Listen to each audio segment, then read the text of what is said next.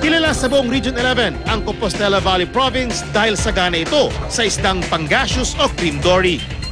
Tinututukan ngayon ng Department of Trade and Industry o DTI-11 ang pag-aalaga ng cream dory. Mas mabuti raw kasing palawigin ito sa sarili nating bayan kaysa iangkat pa ang naturang isda mula sa ibang bansa. At sa tulong ng cooking demo ni Chef Boy Logro, na i-promote ng naturang tanggapan ang iba't ibang paraan ng pagluto ng cream dory.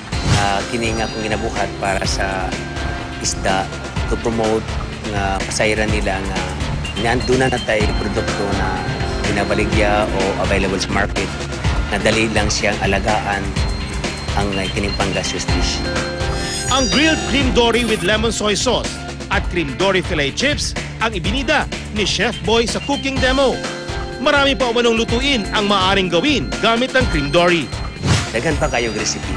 Not only one but about thousands of recipes. Programa ng DTI-11 ang pag-promote sa pangasius o cream dory sa buong bansa. Marami-rami na rin sa Mindanao, lalo na sa Region 11, ang pumasok sa pag-aalaga nito. Karamihan yan imported pa, no, particularly from Vietnam. Yan yung cream dory na tinatawag.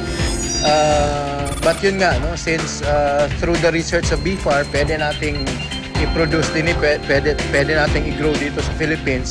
That's why DTI is pushing for that, promoting and developing that industry as an alternative fish.